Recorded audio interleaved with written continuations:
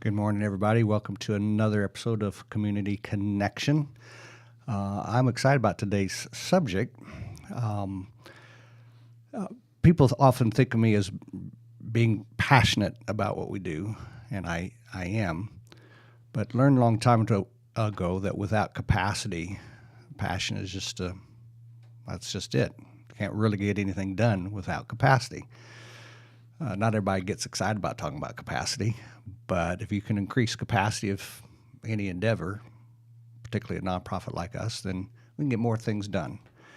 And I know Jeff Nitz, who is filling in for Claudia today, agrees with me because for him it's about capacity and making sure we manage resources well so that we have capacity. Is that right, Jeff? Good morning. Amen. Good morning, Mr. Day. Right. So it's always a balance, isn't it? I'm the passion. People think of me as the passion part of the team, right? Got to do more, got to serve more, got to help more. And you're there saying, well, okay, let's figure out how we're going to do it so that we're not spending our seed corn, right? That's exactly right. We got to make the vision become grounded and to make sure it lives out day to day. And so both are required. And you're passionate about that, aren't you? I am. So I am indeed. So it makes a good team, doesn't it? It does. So our next guest can help us understand that a little bit better, don't you think? Indeed. Yeah, why don't you introduce us to our guest? So I'm pleased to introduce you all to Catherine Yerzabinski, the president and CEO of the Greater Lynchburg Community Foundation. Catherine, good to have you this morning. Thank Good you. morning. Thank you for having me. Good morning. Yeah, good morning. How did the two of you meet? Because you already know her. I do, yeah. So in February, Patrick Henry, along with 4 other organizations, including GLCF, hosted a planned giving workshop for donors of our various organizations. Yes. And one of the first folks that I reached out to was Catherine. And in fact, Sterling Wilder from Jubilee said, you know what, we have to involve Catherine in this. And so I went down the street from Sterling and made a call on Catherine, had a good conversation, and she said this is right up her alley in terms of having a workshop about planned giving for our local donors. And that turned out really well. We had, I think, about 50 donors show up for that. It was a really, really enjoyable time, and I think people got some great advice. Yes, it was a great event. And my favorite part about that was the collaboration that we had between several different nonprofits who really, have some donors in common, but still were able to come together and share information for the greater good. Yeah, Well, we're all about the collaboration. that's right. We haven't always been about collaboration, but we're definitely not. about But we collaboration. are moving in the right direction. Yes, I think the whole community is. I think so, We're too. seeing the wisdom Yes. in collaboration, Yes. aren't we? Yes, our charitable dollars and our work goes a lot farther when we work together. Absolutely. Yeah. You were just explaining to me before we went on air that as a community this size, we have a pretty healthy community foundation We that you do. lead. We do. What's the secret of that? Is it because there's this sense of we're all in this together? I think so. So the Greater Lynchburg Community Foundation began over 50 years ago, back in 1972, as the result of one person's suggestion in a suggestion box at a local bank. Really? Yes, I happened to meet that man a couple of weeks ago, and he was very proud of what the foundation has become. We now have assets of just about $60 million. Wow. We have over 300 different funds that serve the city of Lynchburg and then the counties of Amherst, Appomattox, Bedford, and Campbell. So we have a rich history, and I think the success is that we are surrounded by wonderfully generous people who are community-minded and understand that we all have to do our part to help our community, and that dollars that are endowed in perpetuity can really make a huge difference. Wow. So how did you get involved in this whole community foundation? Wow, that's a great question. So I've been in my post for a little over a year now. I began in June of 2022. Was very fortunate to have the opportunity to apply for the job, and fortunately the board of directors agreed I was the right person for it, and it's been a wonderful pleasure to be there ever since. I have a long career in nonprofit management, so I've worked in nonprofits for over 20 years. I have an MBA from University of Lynchburg, which gives me some great business acumen that helps with our work as well. But I've done everything from event management to donor relations, to alumni relations and young alumni, the full range of alumni relations at the college level, but then also with several different nonprofits that were not colleges and universities. So I think my experience, I know many different types of nonprofits and how they work, and that gives me a great appreciation for the hard work that our nonprofit leaders are doing in our community. Indeed. Off the top of your head, how many funds are at the foundation that are helping how many nonprofits? Gosh, so we have 321 funds Yes, right wow. now, Okay. with another probably a couple in the works in the next 30 days Good. or so. So we are still expanding all the time. People come to us to create new funds. Some of those are scholarships. Yes. So those help students who are going to colleges and universities, but the rest are funds that create grants to support local nonprofits. We have a competitive grant cycle where nonprofits apply twice a year for grant funding, and the 300 plus funds that we have help fund those grants. Last year we gave out over $2.2 million in grant support. Yay. You can get excited about that kind of It's stuff. incredibly exciting. It's incredibly exciting to be able to support at that level. Well, it goes back to capacity building, Right. right? That's When right. we have an organization like this funding the capacity of local nonprofits, it makes a huge difference. It's the oil that makes the machinery run. That's right. That's right. My favorite effort that we have is our Century Fund grant, which you may have heard about, which is creating a $100,000 grant every year. That really does move the needle. That's a in game big changer. way for nonprofits. Yes. Yeah. So how does a donor get involved in creating a fund there with GLCF? How does it work? Sure. So people call me all the time because they are interested in creating a charitable legacy for themselves or their family, and they know that when they come to the Greater Lynchburg Community Foundation, that we will be stewards of their charitable legacy in perpetuity. For generations to come. So that really is an attractive feature. They want to support their community and they want to create a legacy. And we also offer different types of funds that give them some flexibility in how they are able to make those differences, those grants to our community. And so do they specify a particular cause generally, or just open, Sometimes. or is it a Sometimes. particular organization? Yeah, sometimes they do. So we have different types of funds. A donor designated fund allows the donor to specify exactly which Where it's going, nonprofit is eligible to receive their grant every year.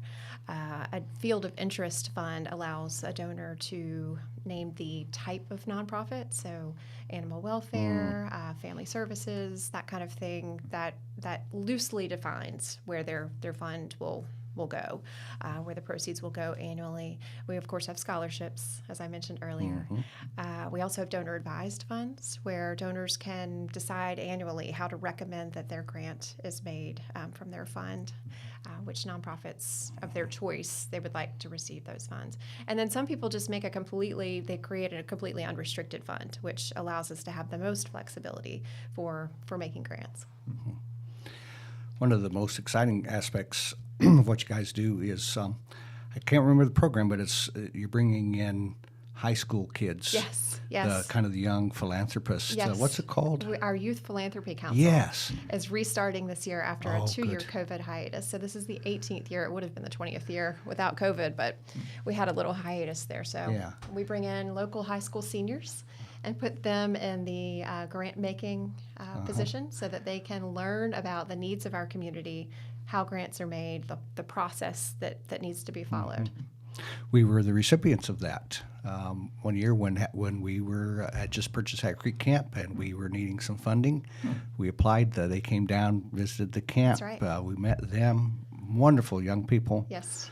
And we received that gift, and it helped make Hat Creek Camp a possibility for us. So That's great. thank you for that. Of course. They will award 2 grants this spring. Will A they? $10,000 grant, which is sponsored by Wells Fargo, and a $5,000 grant, which the foundation, the Greater Lynchburg Community Foundation, makes possible. So they have their first meeting in a couple of weeks here. I'm really excited to get that going. It'd be interesting to know how many of them have gone on to maybe nonprofit work or something that that whole experience inspired for them. Yes, I'm collecting that data Are right ya? now to do some interviews with people who have graduated from that program. I met one last week Did ya? just kind of by chance, and he cited it as a really wonderful experience as a Yeah. teenager. So we have wonderful high school seniors from Lynchburg, Amherst, Appomattox, Bedford, and Campbell County high schools that have been nominated by their guidance counselors. And they're a great group of kids. I'm really excited to get to know them. Well, capacity doesn't just come with dollars. It comes with, there's a leadership capacity, right? And what you're doing is investing in future leaders, which right. will build the capacity of community, right? If those young people, after going to school, come back and get involved in this community, they'll That's right. remember that experience. Yes. So you're plowing seeds in more than just financially. That's right. That's the whole purpose of the program is to Yeah. create the next generation of Lovely. philanthropic Yeah. leaders in our community. Wow. And so they do their own evaluation of the various grants? They do. So we have a grant process, an application process, where local nonprofits that serve youth needs are asked to apply for these grants. The Youth Philanthropy Council narrows those down to a group of finalists, and then the finalists will actually take the youth out to see them, to walk through as they did with you all, to ask good questions and learn about the operations of the nonprofit. And then they will do a presentation to the rest of their peers in the council, and then they'll have a vote, and they'll decide who they want to give these 2 grants What a to great in the spring. opportunity. So when you guys go out to camp next time and you see the playground down by the lake, that was funded by. That's Yeah. wonderful. So That's I'll wonderful. have to have you down to the camp I would love to sometime. come and see that. Yes. I think you would enjoy Yes. that. Hey, this would, I think, be a good time for us to take a break. And we have not shown our Vision 30 video, the Two Rivers video, for a while. I'd like to show that now. I think that will be meaningful for our conversation today. So let's show that, Liam. Nobody gets to choose their family. If a person is fortunate enough to be born into a healthy family, then life can be much like floating down a smooth, gentle river in the summertime. But an unhealthy family is like a dangerous river, filled with rocks, debris, and fast-moving water. This river swiftly leads to the steep waterfall of adulthood, tragically forming a new river of dysfunction.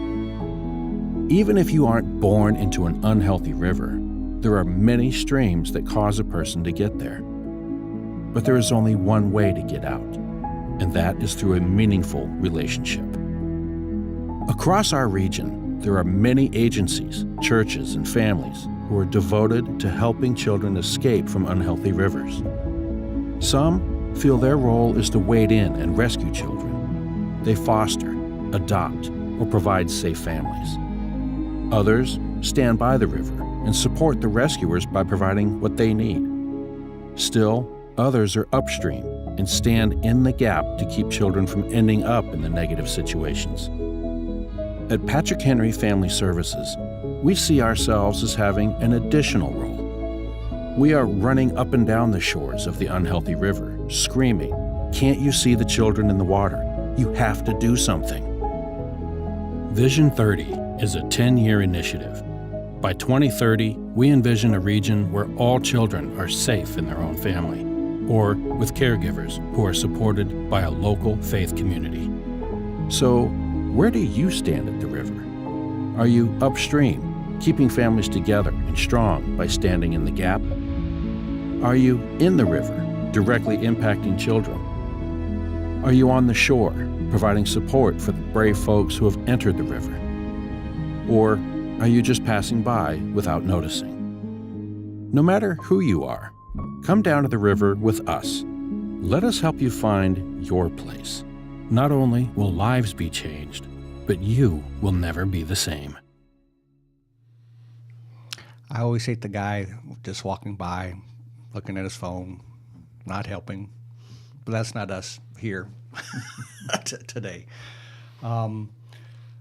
So the imagery, right? There's all kinds of folks, all Yes. kinds of So agencies powerful, yes. up and down that river doing all kinds of different things. And it seems to me the beauty of your position is that you get to see so much of that happening. Yes. right? Because you're helping build capacity of all the various people Yes. in that role. I constantly am amazed, and I learn every day about the good work our nonprofits are doing to help people. And I thought I knew that before I started this position, but I've gotten an even deeper look at that, and it's incredible. We have some really wonderful nonprofits here in our community. Yeah. Before we started today, you mentioned we were talking about collaboration and how organizations are perhaps in this community doing that a little bit more. Yeah, I think we're seeing more of that, and it's really encouraging to see that. Any specific examples that you're seeing that you say that's the spark of collaboration, what it can accomplish here in our Sure. community? Gosh, I'm seeing it in a lot of different ways, even on the funder side. The local funders, organizations like ours that are making grants possible are coming together to talk about how to work more efficiently. We have a group of about 7 different funders that we sit together and talk about what's going on, what nonprofits need, how to build capacity, how to tackle this in the most efficient way. So that's really powerful and wonderful to see. I also see things like the Nonprofit Summit that was held this summer, which our organization and Share Greater Lynchburg, which is also part of our work, helped to orchestrate along with other nonprofits, many partners, many sponsors. And that was a day when nonprofits locally could come together at the University of Lynchburg on their beautiful campus and learn how to do our work a little bit better.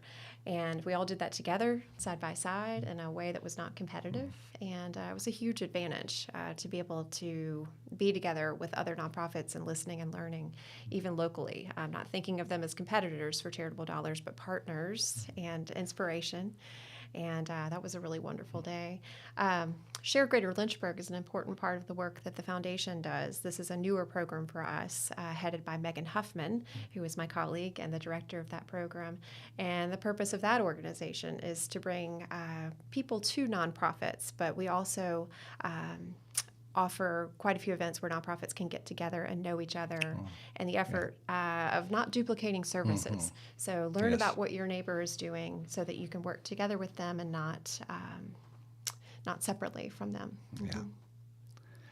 Yeah. So in that spirit of collaboration, cooperation, a few years ago, we decided that we needed to open up some funds that would encourage donors to contribute to the foundation. We have an endowment people have given to us over the years, and that's allowed us to have capacity. But in the spirit of collaboration and cooperation, and I think because you have as an organization, a reputation of trust, stability, right? So it's just another avenue where a donor could feel good about placing somebody in that, and then we would, receive the benefit from that. Of all the things that are happening in nonprofits, I often think about, the world's changing all the time, sometimes faster than we can keep up with. Sure. And if you look at the data from the IRS, on average, from year to year, about 100 new nonprofits start in the country every single day, right? So they're going in and they're often competing with people who are doing the same kind of work because they think their vision or their passion is unique or something like that. What we sometimes fail to realize is that there's a lot of nonprofits who are also closing every day because of the lack of capacity. Not for a lack of passion, but a lack of capacity. Sure. As you look at the landscape, if you could put on your prophets hat for a minute, why do you think some of the challenges are going to be for new nonprofits and existing nonprofits? Well, I think those mirror the same kind of challenges that the for-profit sector is having in some cases. Workforce is always a challenge. Getting the right people in the right seats around the table can sometimes be tough. In our own community, we're seeing the need, the poverty ballooning, and there are certainly ever expanding needs that need to be filled. So that's challenging, and it takes a nonprofit who really has a strategic vision to be able to understand what their focus is and should be. So I think training of nonprofit leaders is really important. A lot of people come at this with their passion, But it's an art and a science, and nonprofit leaders need support in terms of training and great boards that help with that focus and vision as well. So those are skills that it takes time to develop, time and experience. And we really need to be investing in our nonprofit leaders so that they have the skills and knowledge and training that they need to do well. Do you think there's a time and a place for nonprofits to start rethinking about their funding? For example, about a decade ago, there's a lot of talk about social entrepreneurships. Sure. Right?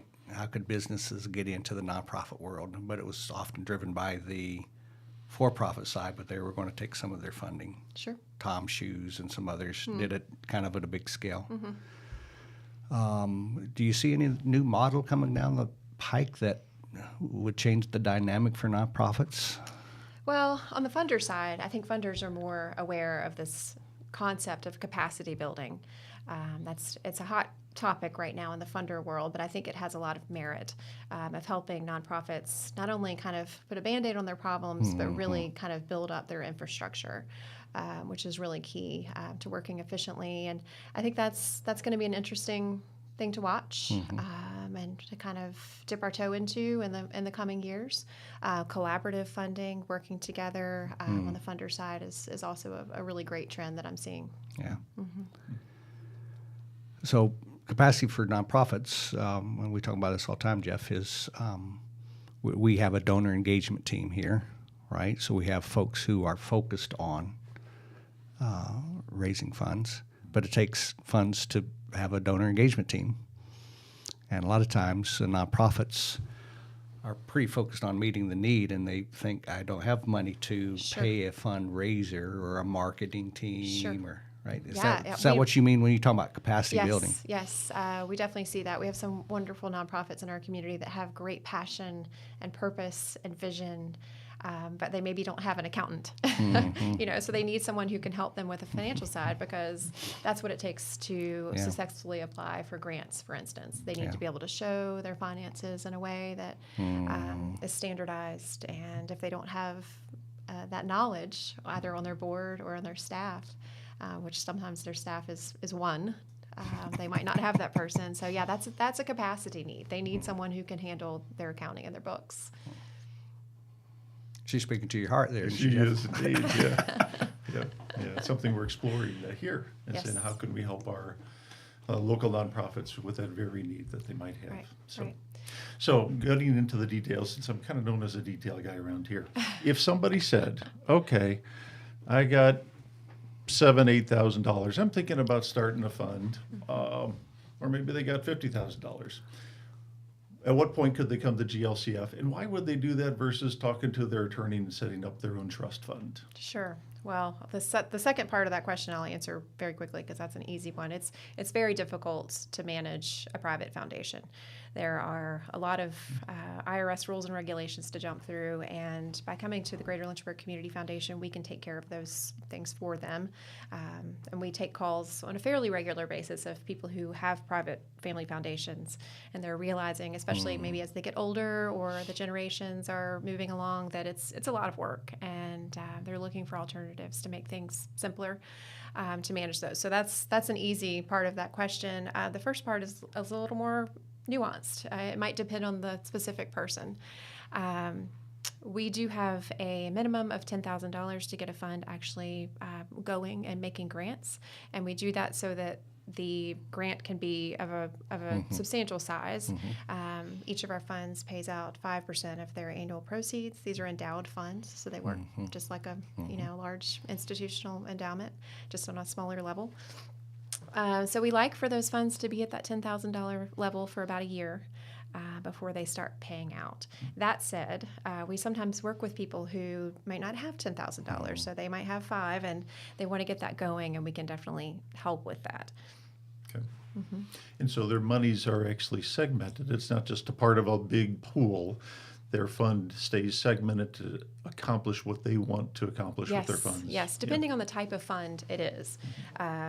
we have scholarship funds, donor-advised funds, donor-designated funds, field of interest funds, and unrestricted funds. So depending on what type of fund, as we set that up, we define what role that donor might be able to play in that fund in the future. Once they make a gift to the foundation, it is the foundation's asset. They have made a charitable gift that they receive an IRS tax receipt for. So they're kind of out of the day-to-day management of and control of that fund. But in the instance of a donor-advised fund, they can make recommendations for grants every year with the donor-advised fund, which is a really wonderful way to stay engaged for them. You keep emphasizing the word fun when you say funds. I think you have fun with this. Am I?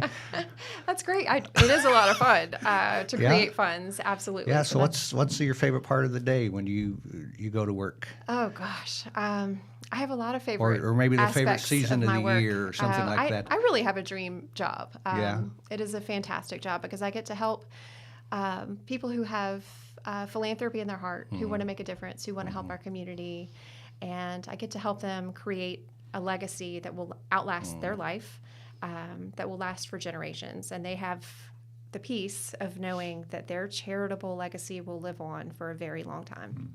So that's wonderful. I see people who are making their estate plans, and they've got that kind of locked in, and they know that even after they're gone, this will continue to live on. And then the other side, I get to see nonprofits who receive grants. So I get out into the community. I love to go into our nonprofits and see how they're using our grant dollars, and to hear from the people who are actually on the front lines and what it means to them to be able to serve our community. And it's not academic for you because you've been on the nonprofit side Right. of that, trying to make things Yes. work. Yes, haven't I've been you? on both sides of that. So I know how that feels to get that important grant. Yeah. Good. Any final thoughts, Jeff, as we start wrapping up? Yeah, I just would comment. I knew a couple that had set up a family foundation. And it was relatively easy for him. He was in the money management world, and they had funds, and they created an opportunity for them and their kids, their 4 kids, to make decisions about who those dollars were going to go to. And I thought, how cool that would be. I hadn't thought about all the work that's going to have to be done there's to a lot of- manage that, there's and paperwork. especially after they pass. And now that falls to the kids to do the day-to-day management, annual management of all those things, to have a family foundation. So it makes a lot of sense to say, let's set that up with the community foundation and have you take care of all those matters, and we still get to have some say in how those funds get used in our local community. I think That's that makes a lot of sense to me. Yes, and we also do that for nonprofits. As you well know, we have nonprofits who come to us that don't have the capacity There you to go. create Yeah, and manage that's right. an endowment. So we can help with that. We can take, if they have a bucket of cash that they are not using, they can take that cash and turn it into an endowment with us that we manage. And we write them a check every year for their proceeds, and it's very, very simple for them. It's hard to find a nonprofit with a bucket of cash they're not using, though. That's Isn't that right. the key? That's right. Maybe bucket is not the best word to use there, but an amount of cash that they're not, if they're fortunate enough to have, but aren't utilizing well. Yeah. And in fact, we just received a check from the GLCF from 2 different folks that set up donor-advised funds that support some of the work that Patrick Henry is doing. So we were blessed to receive, I think it was, $17,000. Yeah, why don't you have That's some wonderful. fun, Catherine, and actually hand it to us today? Would you do that? Who should I hand it to? Hand it to Jeff. He's the one who He's- gets the he's most the money excited guy. about it. Jeff, these are proceeds from a fund that you will have here with the Greater Lynchburg Community Foundation. We're pleased to be able to give that to you today, That's such a huge as we help. do each year. Thank you, Catherine. And we're You're pleased to welcome. receive it. and we can guarantee that it is used well here. And Indeed that's one of Jeff's main jobs, is to make sure that we use our funds well. Efficient stewardship is a Efficiency. driving value of mine. That's right. There's the need for accountability, right? That course.